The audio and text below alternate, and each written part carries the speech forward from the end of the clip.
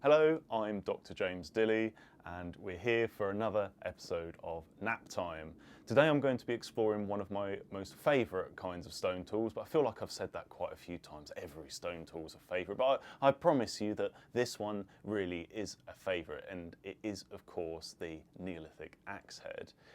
Now I'm from Britain, I'm here now. We have lots of different types of axe head made of lots of different lithic materials. So today I'm going to be looking at a flint Neolithic axe head. But we don't just get your standard Neolithic axe head. They come in different shapes, as I said, but importantly, they can go through a process after they've been knapped that transforms them into the more recognisable final shape that might come out of the ground, and it is of course the polished Neolithic axe that would be ground back and forth on a slab of sandstone. I'm not going to do that today, I'm just going to go through the knapping process, but I wanted to show you some examples just to give you some context of what was going on in Neolithic Britain and what some of the axes looked like. Now, one of the first impacts that Neolithic people had on the British landscape when new cultures started to come across Europe and into what was Mesolithic hunter-gatherer Britain, instead of setting up stone circles or tombs of any kind, the first people those new Neolithic people did was create the first industrial landscape in Britain. They dug flint mines on the south coast in the hills above towns like Brighton, Worthing or Chichester, and there's famous mines such as Sisbury Ring, Black Patch, Harrow Hill, to name just a few. The sole reason they were digging those flint mines was to produce axe heads that they would roughly flake on site and possibly refine somewhere else, but certainly polish them elsewhere. To go through that stage, they would pull out a very large piece of flint and flake it into something like this. And here we have the flaked axe head. The kind of axe head they were producing had a lens-like profile to it, and you can see as I hold it on the side and twist it round, that lens profile continues all the way round. And it's fairly symmetrical, as I turn it this side and on this axis as well. And once polished, this might lose around 10%, maybe 5 to 10% of its mass once all of these thin edges have been ground off and some of the surface topography. And once it's been through that grinding process, it will look a little bit like this. So you can see for these two axes that they're clearly very different in appearance, but they are actually the same flint from that same quarry. They've both gone through the flaking process, but to turn the flaked version into this polished version has taken around 50 or 60 hours pushing it back and forth on a sandstone block, and it would have been moved about 30 kilometres by the time it's finished. A very niche question and answer for an archaeology pub quiz there. How far do you have to push a Neolithic axe to polish it? So to go through that process, I'll show you the flaking and perhaps talk about some other axes from Neolithic Britain along the way. So as normal, I'm going to stick with my modern health and safety gear.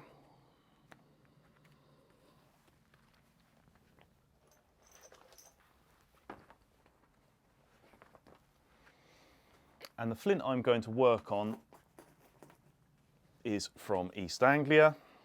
It's quite a grey flint, as you can see as I hold it up. This greyer flint was generally favoured for the earlier Neolithic axes. The dark, glassy black flint is wonderful to flake, but it's very, very brittle, whereas this greyer flint is a lot more resistant, so it will last longer as a tool, but that can mean that it's a bit trickier to flake. And that's not necessarily a disclaimer for me to say, well, if it all goes pear-shaped, then it's the flint. But if there are any major surface problems, I could just grind them off. So it's important to try not to get too het up on them about removing every single piece. So to start, you can see I've already taken off a couple of flakes, just so I can see what the flint looks like on the inside. I now need to find where the axe could come from. It could come from any section here. I could even try and get it on the diagonal here to get maximum length, but I'm going to work to remove these two thick bits. on the edges here. Now this particular flint sometimes has an awful lot of fossil material, both in holes, burrows, pockets of chalk and sand, and if that happens to be squarely in the middle of where I want my axe rough out to come from, then it just isn't going to work, and it would have been abandoned in the Neolithic, and you see abandoned rough outs quite frequently at axe production sites, both in flint and many other materials. So like all bifacial production with my raw nodule, I need to identify the main problems, and they are these thick bits. But other than that, it's fairly flat across the back here. So I'm going to take a flake off. Actually, I'll take it off here. And you can see if I hit it from here at this angle, coming straight down with the stone, I'll undercut this material off the back here, and it will give me an opportunity to go back on myself. So I'm going to slightly offset the area that I'm striking from my leg so the shock doesn't go through my leg, because that can hurt, certainly if you're fairly new to flint knapping. And I'm going to try and strike it about here, squarely on that flinty patch. I'm just going to use a quartzite beach pebble for that, with this kind of action. Instead of coming across it or away from it, my strike is going to go straight through.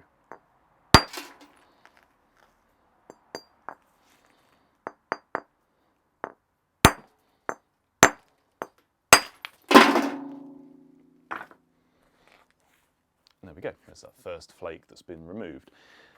There will be an element of thinning down to reduce the overall thickness of this piece of flint, but I don't want to remove that much material from the width. It's not like a dagger or a spearhead. If an axe head is too thin, it will be too weak.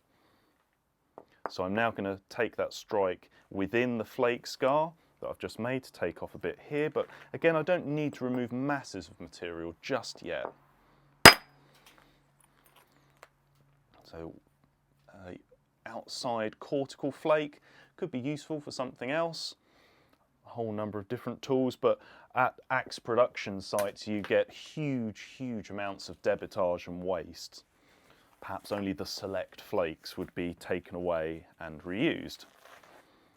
So I can see on the inside here the continuation of that grey material, of this fossil matrix that's in there, and I'm just going to continue working around the outside, trying to expose more of that material.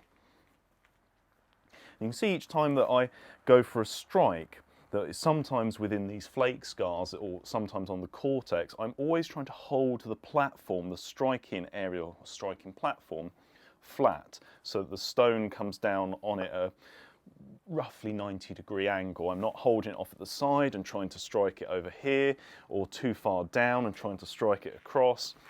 It's whatever you're comfortable with, but ideally that stone needs to come straight down on it. I've got a little flaw on the edge here, so it might not flake perfectly cleanly. In fact, I'm just going to nip that off.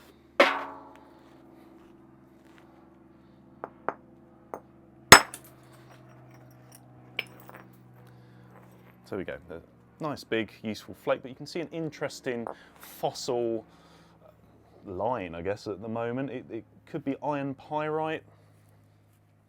Looks like there's possibly, as I turn it over and you follow the line, it perhaps continues through the flint here, and there is some iron staining that suggests it is iron pyrite. There's a tiny quartz geode here, and of course the rest of the fossil material is already identified. So another useful flake, and another one. Exposed a bit more of that flint, starting to get a wider window into the material, and these are all potential striking platforms for later. So I think so far my axe head is going to come through this area here. So if I hold up my flaked one from earlier, it could come from here or the other way around.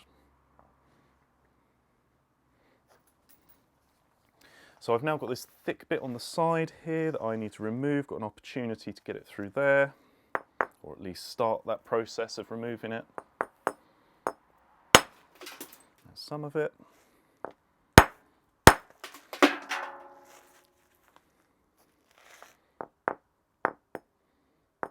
There we go. A chunky flake, potential core, maybe on a future workshop for someone.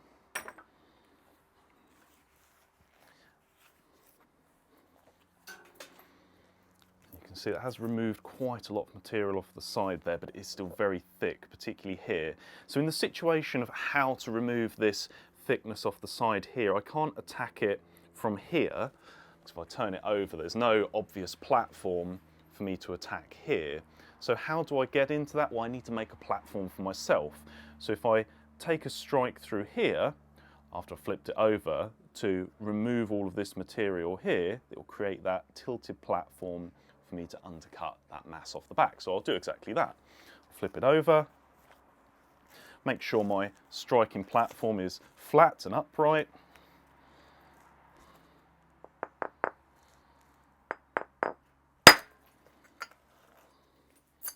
Okay, removed a lot of that thickness, a bit more of that interesting fossil material.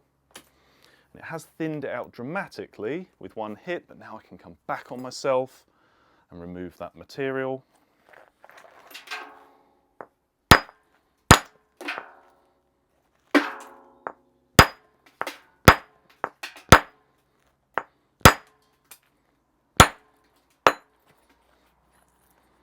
Okay, another nice big flake.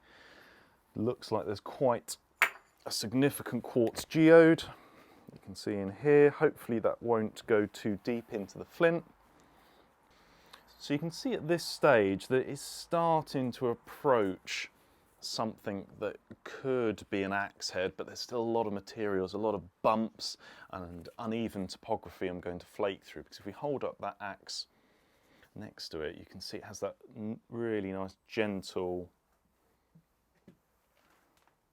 profile to it. There's a few little lumps and bumps, but certainly nowhere near as dramatic as this piece here. So as well as providing that shape to it to create the axe, it's some of those surface lumps and bumps that I've now got to start focusing on.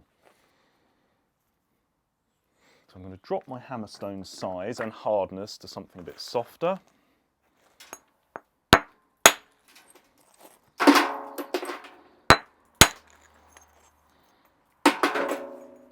And I've got this lump on the top here, which I could potentially attack from here. It hasn't got the best of curves to get it from, because remember, all flint flakes try to curve. This is where I'll search for one, try and show you what I mean. So here's a good example. You can see how the flake has curved, and I need to either create that curve or use those curves where they already exist. So you can see there's a good example here. It's a very gentle curve. I would just need to take a little bit of material off here to set up a platform, strike it from the other side, and it should curve nicely across the flint there. It's a good example here. Gentle curve, doesn't really need too much work. But for here, there's a concavity. And if I try and strike through here, remember that plane of shock is going to go through the material, get to about here, and there's going to be a gap. So the shock can't travel through. So what it'll do is it'll either terminate prematurely, or it'll even hinge fracture about here. So to undo that, all I've got to do is just take off the extreme end of that curve.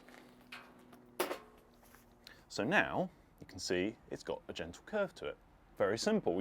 You have a concavity, you just take off the ends of it and you put your gentle sweeping curve back in. So I could go for that angle as it is now, but I'm actually going to improve my chances a little bit more. I'm going to take a bit of material off the back here, so instead of the platform being flat, I'm actually going to tilt it upwards a bit so the shock can travel across into the flint a bit more directly. And I'm going to do that from here, strike through here, and try and remove some material off here. So there we go. And now if I flip it over, I've got that tilting platform to go at it and through the stone here. But I'm actually going to take another flake off just to flatten it out a bit. There we go. It's much cleaner platform, nicely tilted. So now with that strike from here, it should go right through the rock and take away that material. Now think I'll stick with this hammerstone for this hit. There we go. There's all that mass removed. Another useful flake, more of that interesting iron pyrite going through it. But it's definitely starting to get within the realms of being the right kind of thickness, so I don't really want to take off too much heavy mass beyond this. So there's that other useful curve. I don't really want big heavy hits at this stage. You can hear the ring to it on this piece of flint, but flint can lie, so I'm not hedging my bets on it being perfect. You can already see there are a variety of faults and fossils through this.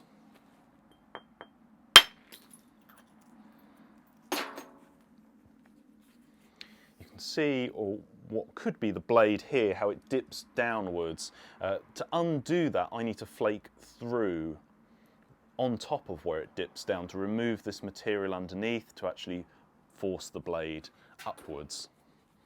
So to put that into practice,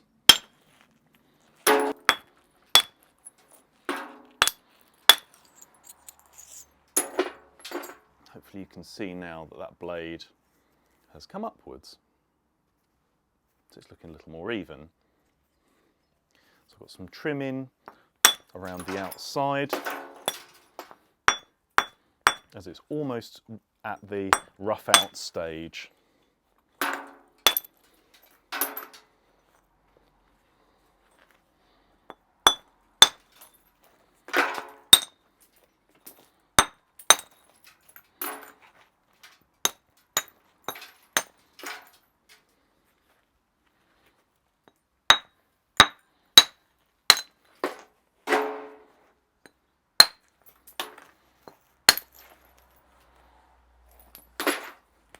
Starting to even out. There's quite a concavity here, so again, to take off the extreme ends of that concavity, they're here and here, so they just need to be dropped down in terms of height, and it should bring back that gentle curve.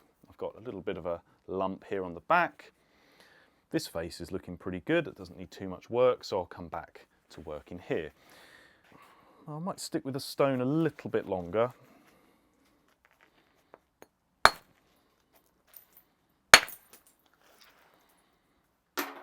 See a real chalky mass has appeared on the side here. That's not particularly good. Hopefully there's no more of that. Useful flake, but it has exposed that there's perhaps a bigger crystalline feature in this flint.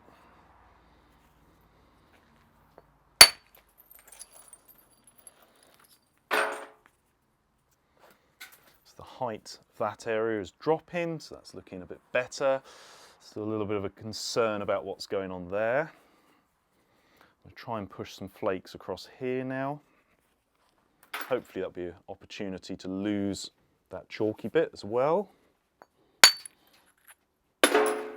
So I've taken off that flake to drop the angle, so I've got that more direct strike. So as that plane of fracture goes through, it should travel further. I'm going to use an abrader, just a rough piece of sandstone, nothing special for the first time, just to take off that sharp bit because there is a little bit of a concavity. I'm not sure if you can see that, it's just very, very slight, so I'm just going to take off the end of it just to bring back that gentle convex curve.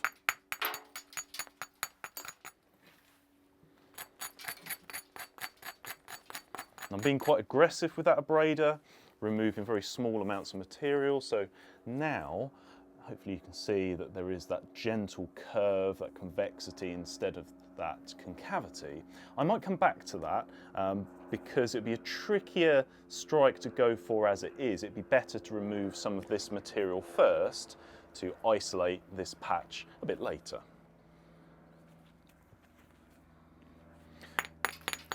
So I'm going to continue abrading across here to set up strikes to remove the remainder of that cortex.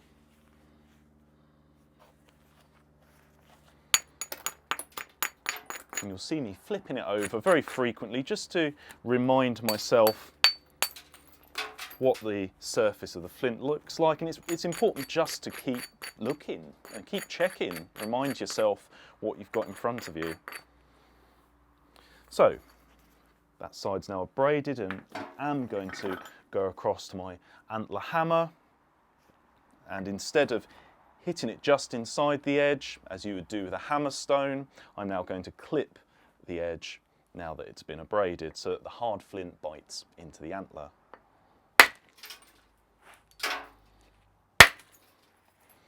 There we go, the antler doing its job.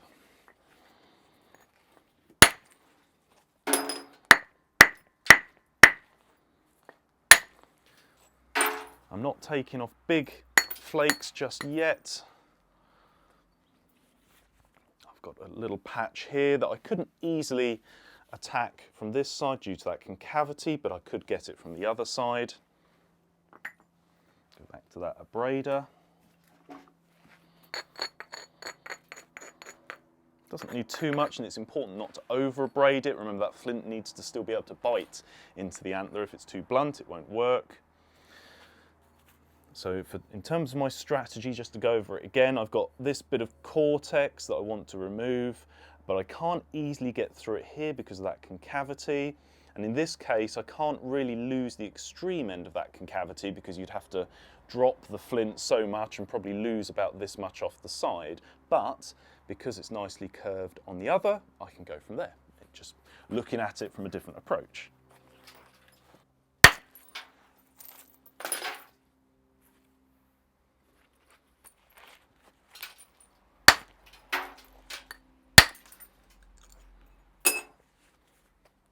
So there we go, that's some of that area flattened off.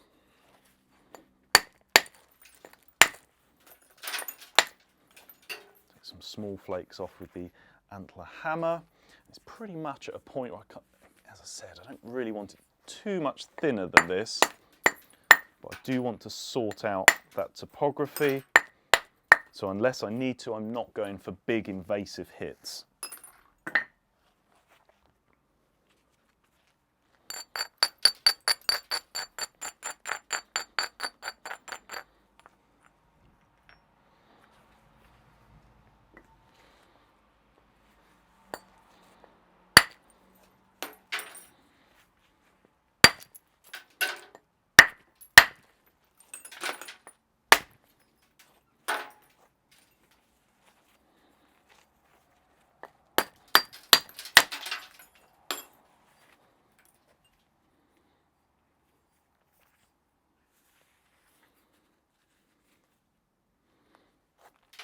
Big flake across the back here just because it's got that height to it that I don't really need, and it will set up the opportunity to come back on myself.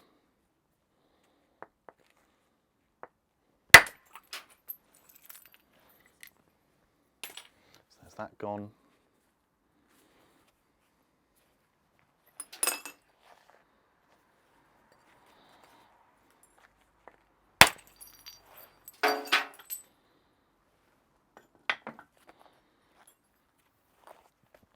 And as I'm going through the process, like a lot of flint knapping, I'm risk assessing as I go. Do I really need to take that flake off? Will it put the thing that I'm working on in danger of snapping or causing a problem that could be harder to remove?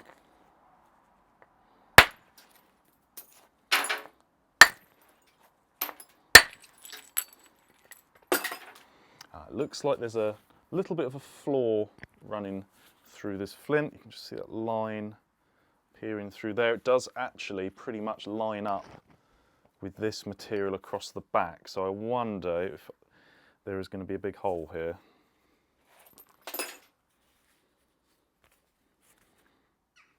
We'll see.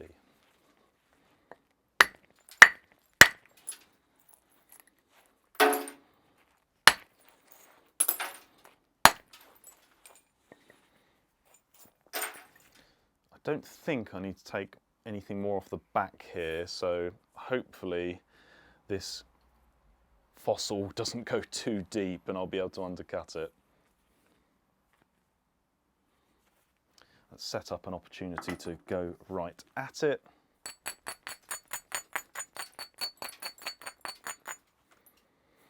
Got some of that material off the top there. The reason I'm gently hitting it is just to try and get some of that mass off. Sometimes you can. In some stone tool types where you would get these issues, they were ground and polished off. Not so much for axes, but for very thin tools it was worth it.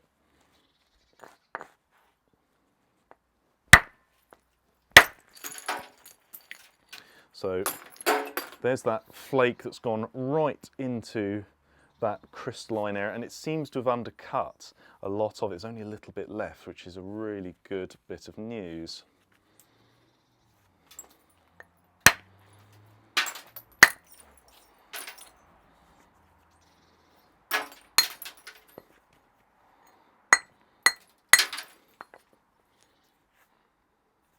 Still got this mass here, a little bit here, and then it's just shaping to whichever type or style I want.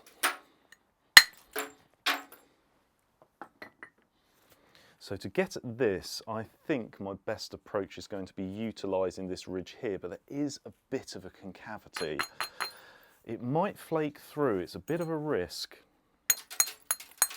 And this is where, as I said, I have to make that assessment. If I was to leave this, that could add quite a few hours grinding and polishing to remove it. So if possible, it would be best to try and remove it.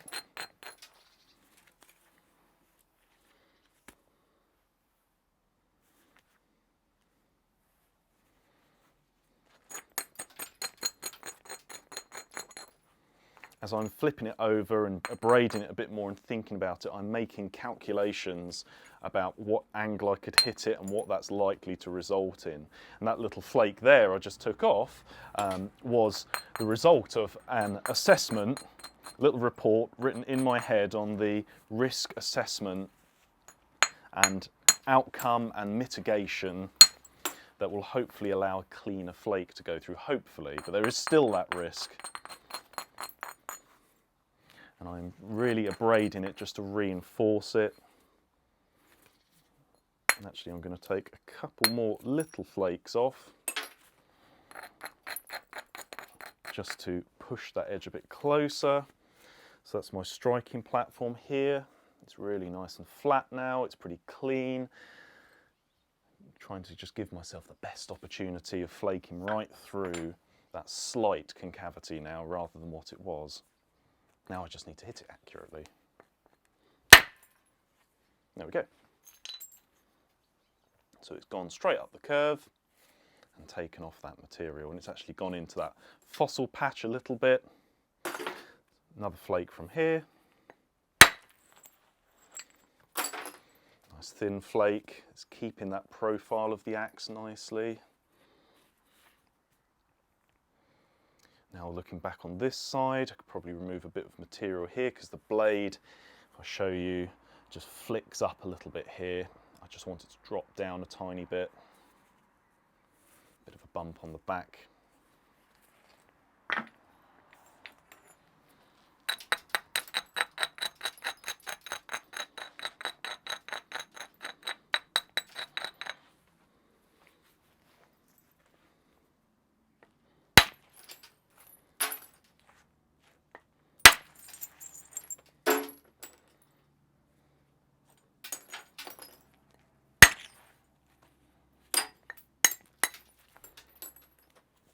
That should look to you like it's dropped a little bit. There's a little bit of a bump there, but it should be an easy remove. I can deal with that later. Now I've got this lump here to think about near the blade. Quite aggressive abrasion. To drop the edge a bit, but to push it back to a thicker angle so it can withstand the shock that I'm about to put through it.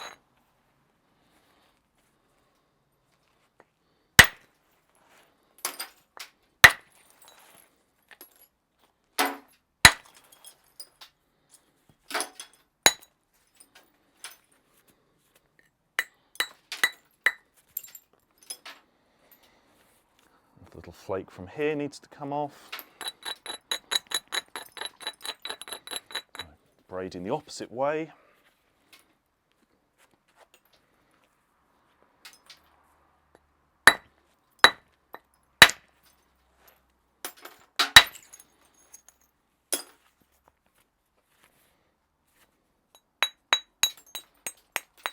Really not too much left of it now. Got a little bit of a rubbishy bit of flaking there that I need to try and undo at some point.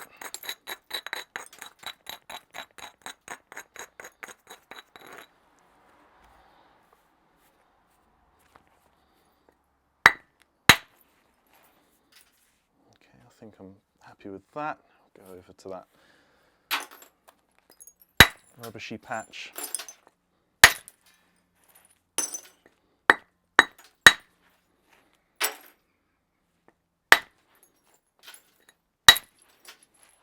Okay, so I think that is as good a rough out as I could go for. I'm really at the final shaping, flaking stages, just straightening up the blade, removing any features that might make the grinding process a bit slower, tidying up the blade. So I could do this with an antler hammer, and I may continue that for some of it, but I'm also going to use some indirect percussion as well, which was occasionally used for Flint axes, but I find when that time is put in, it gives you a much better finish.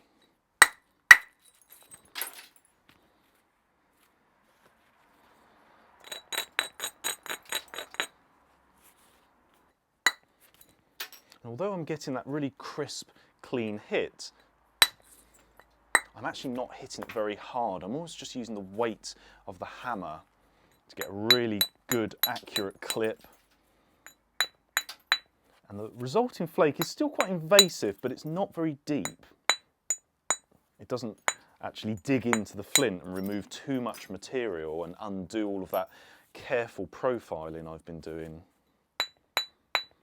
As long as I maintain those curves across the surface and make sure there aren't any heavy concavities, if I need to drive across any of these thin flakes, they should run without a problem. So for example, this little patch here, I'd quite like to drive some flakes through there, and because there aren't any concavities, as long as I hit them in the correct place and make sure the platform is cleanly abraded, they shouldn't be a problem. So there's 1, 2, 3, and 4. Not big flakes, but I don't want them to be too invasive, because remember, I can't really have this too much thinner without it being a weaker axe. I'm just trying to straighten up that blade, which it certainly is quite nicely now.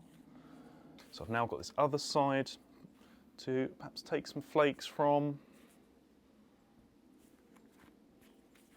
And then I really think it will be time to use a punch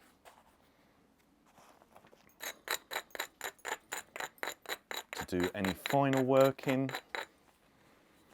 just to trim the width down a little bit as well. It's still quite wide, which is a good thing, to keep the width on it on a piece as long as possible. This is quite a good example here of an opportunity where it dips down to undo those patches where it dips down, to hit straight on top of it, to remove that mass off the bottom, and the resulting edge will push up with it. But it's not the cleanest of edges. There's some remnant undetached flakes in there. There's a lot of ridges, so I need to change that by abrading it, again quite aggressively, actually taking some little flakes off, checking it to make sure those aggressive abrasion flakes are clean themselves and that I'm not just crushing the edge. And importantly, that I'm leaving an edge that I can actually hit. If it's tucked away, hidden either side of two pronounced headlands, it'll be hard to hit, so sometimes you have to isolate it. But I think I should be able to get that now.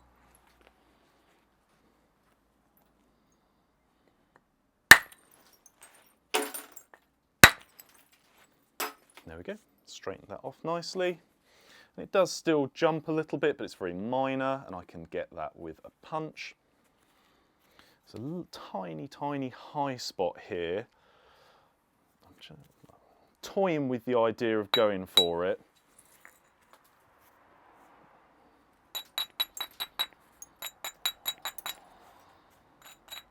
I don't think I really need to, so I might not. It's not totally necessary.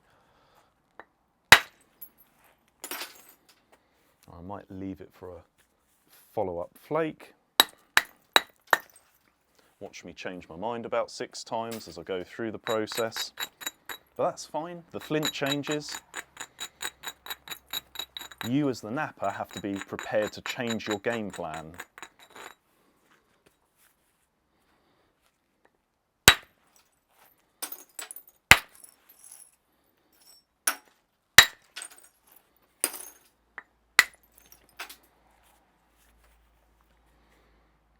A clean run of hits through there.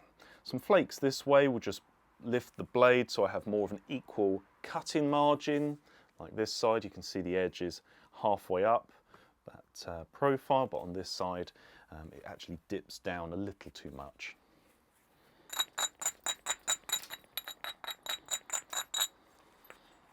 Flip it over after some abrasion. I don't need these to be big flakes. I'm just changing the edge angle.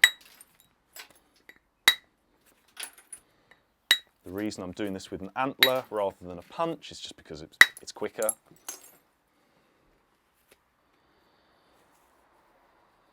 It's a little bit straighter.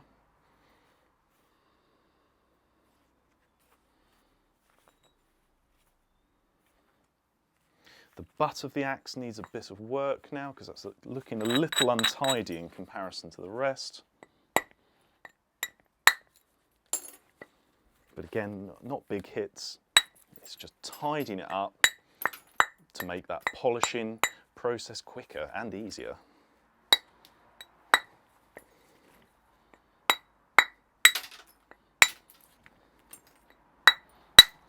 That's looking a bit tidier.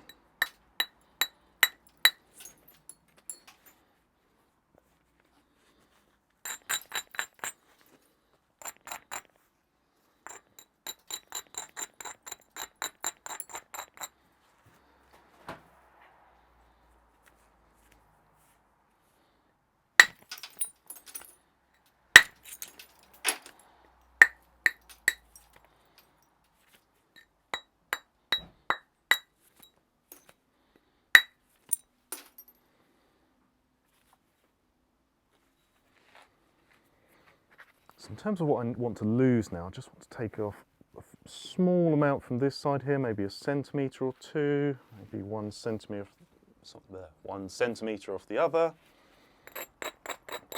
And then I think it's there, and as I said, I may do that with the punch, and just see how it goes.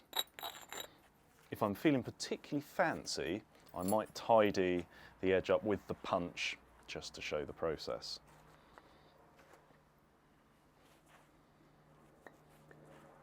So I'm now going for that little high patch.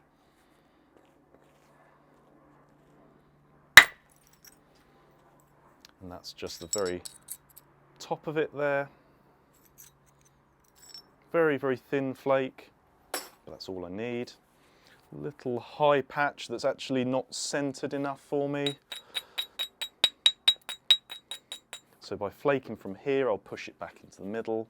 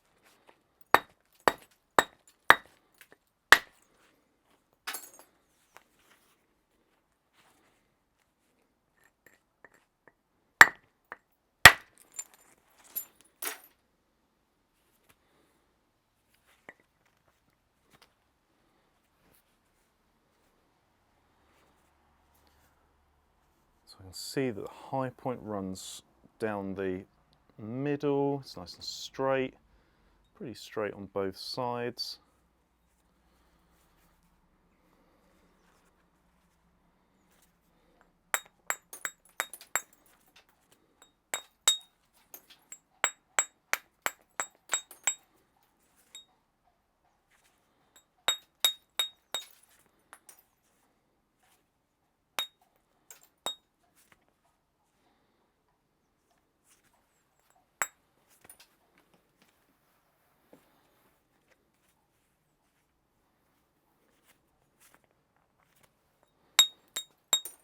Just using the abrader, like a small hammer stone, just to take small flakes, just to continue that gentle curving profile.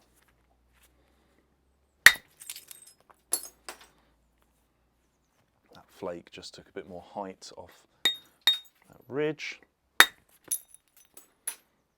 Some of these flakes have terminated prematurely when they've got into that fossil patch in the middle, but that's fine. They'll be ground off. And I think I'm at the stage where I will use a punch.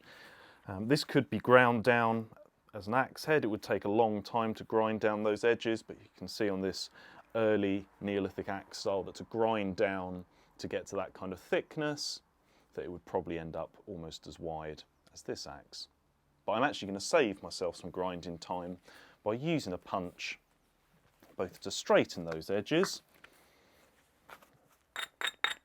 and to push them back into a thicker area, although I've just spotted a flake that could do with removing with an antler hammer, or even a small hammer stone. There we go.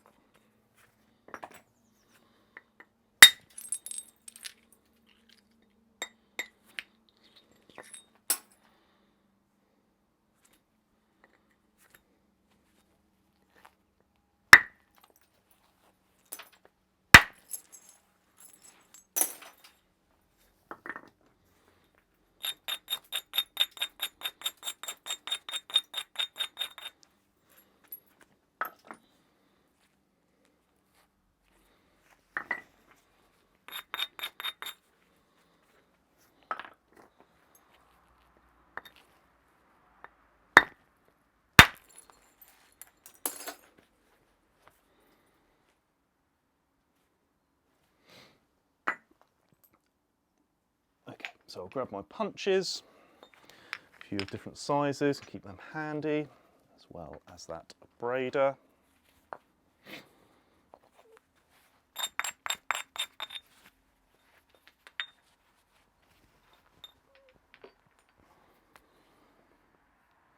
You can see how I'm positioning the axe, so it's nice and secure.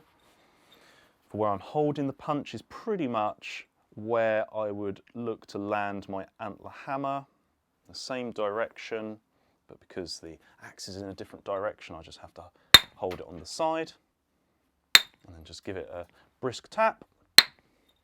Not looking for big flakes, because I am just trimming those edges.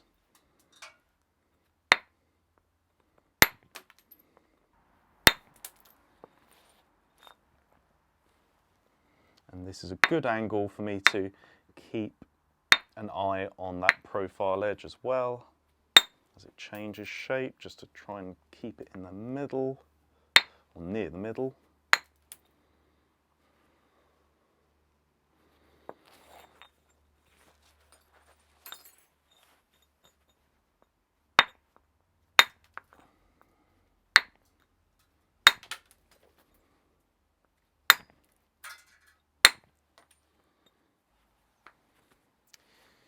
Got a little bit of a patch here. It's a bit higher than elsewhere, and because it's quite wide, that could add quite a few hours onto the grinding time.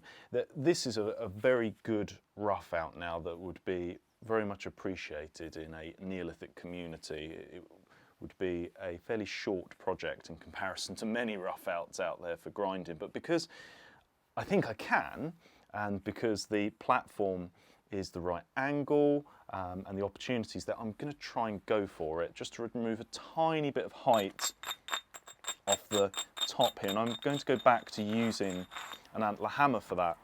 And it's a good example of going back to earlier tools. Sometimes there might be a bit that's better removed with a hammer stone because it just needs that extra thump. So these very thin flakes, just want them to terminate just over the middle of that spine, nothing more.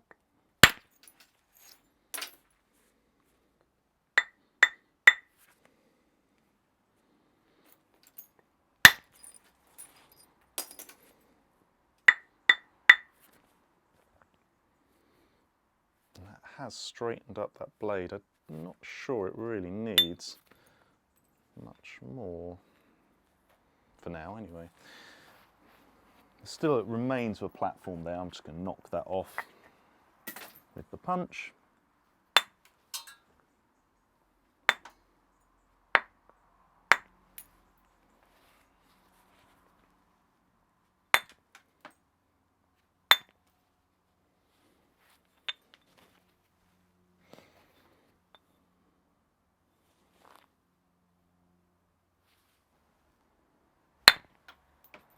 And with that flake detaching as it did, particularly for this method, this indirect percussion, just be aware of where you're doing this, because although you can't see it, on the wooden panel that's next to me, there are flakes actually embedded into the wood.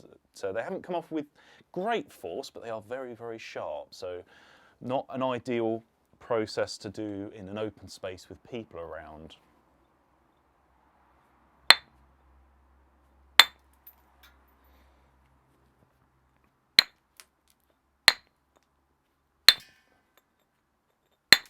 Or just hold the flint in a way that means the flakes come back to you, as some knappers prefer to work usually on a blade core, like so, whereas I prefer to work across.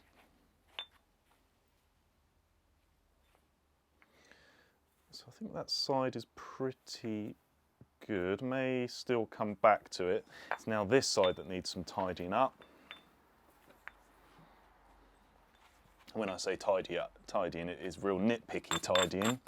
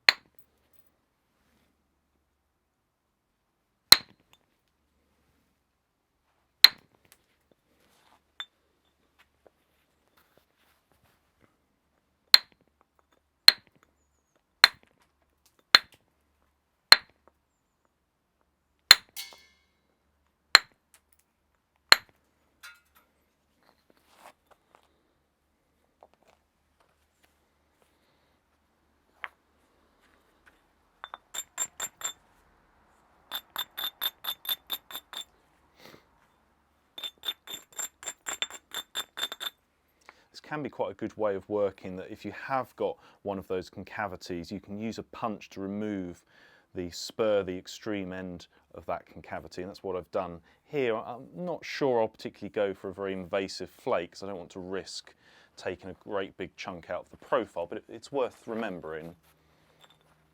And the same applies with pressure flaking on a smaller, thinner scale.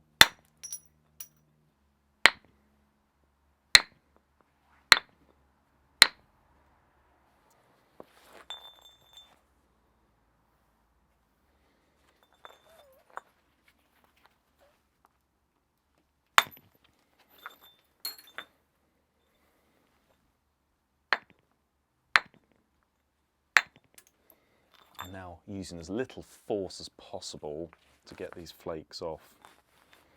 They really don't need to be large removals. I don't want them to be invasive flakes, I am just trimming inwards, saving myself that polishing time.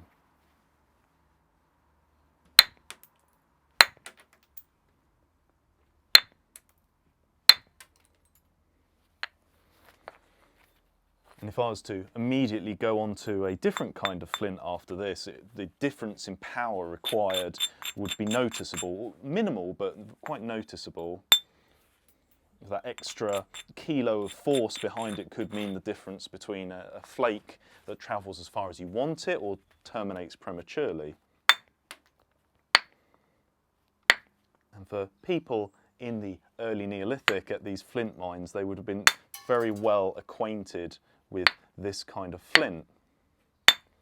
But particularly around the South Downs, there's such a variation in flint between quite grey flint that's good for axes to much glassier flint that's really nice to work and requires a lot less force, but it is brittle and fragile. But they specifically chose flint that was quite grey and resistant, but still quite flakeable.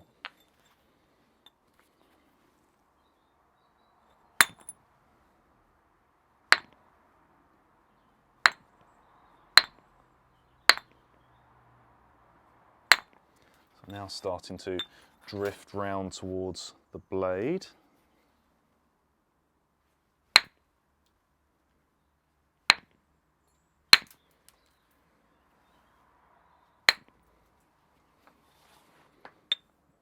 Haven't quite fully committed to going for the blade yet. That's sort of a finishing part of the axe manufacture process. That's like the nice treat, if you will, to know that you've done a good enough job on the rest of the body of the axe.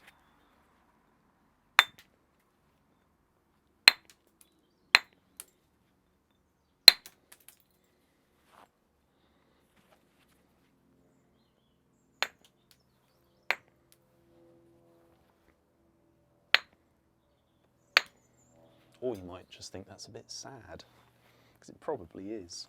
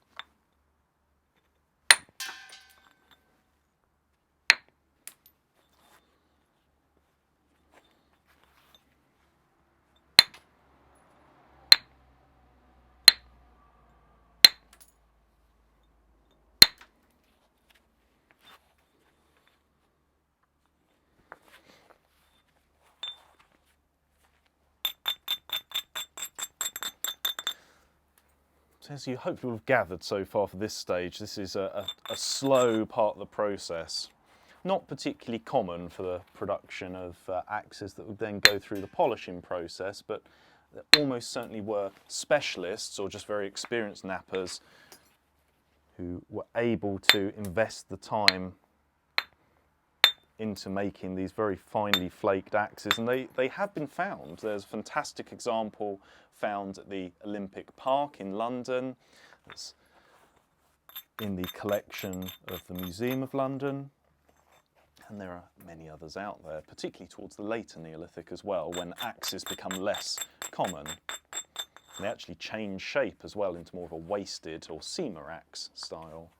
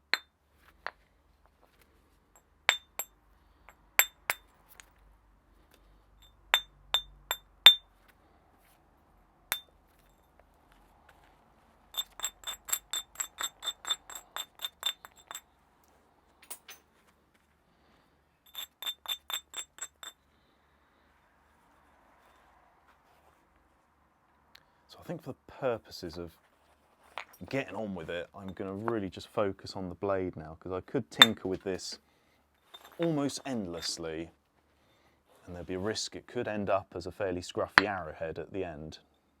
So as long as the blade is fairly straight and not too thin, then it'll be ready to go through that polishing process. And as this is quite a good axe rough out, I might even be tempted to do just that.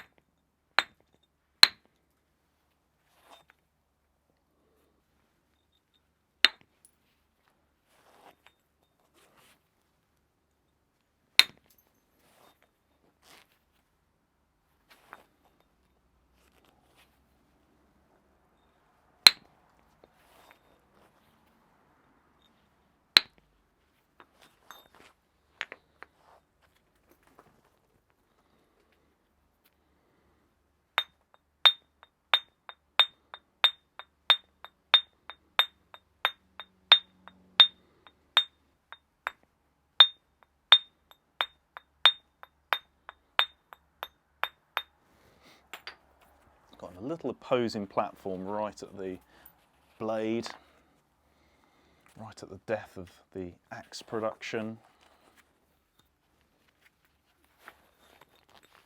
I was hoping I wouldn't need to put a little flake across it, otherwise I'd have to flake around the back potentially, but hopefully with that removal, there we go, off it goes.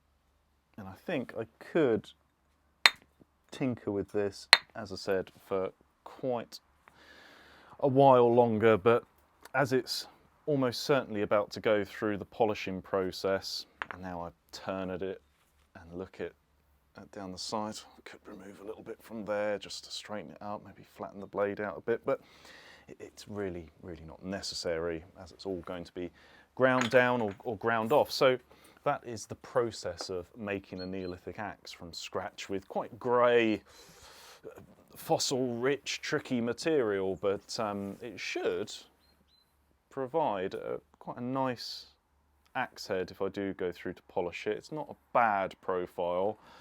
It's certainly fairly good on that side. In comparison to this slightly glassier flint, it's not too bad at all. And so for some of the other materials, we have these volcanic stones that flake just like flint. We have a microdiorite from North Wales, in the hills above Penmaen Mawr, from Rhai. We also have the perhaps more famous green Langdale tuff from the Borrowdale Valley in the Lake District. Both of these lithic materials as axes have been found all over the UK, travelling hundreds of miles away from source.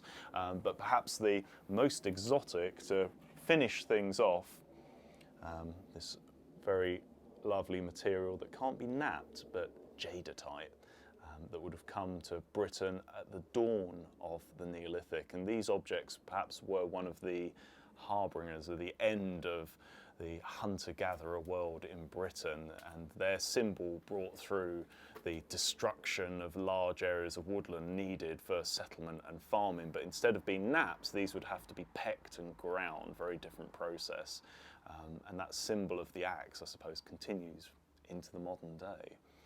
But there we have the Neolithic Axehead. I hope you enjoyed. Remember to subscribe as the button's just below, and hope you continue to watch some of the other nap time videos.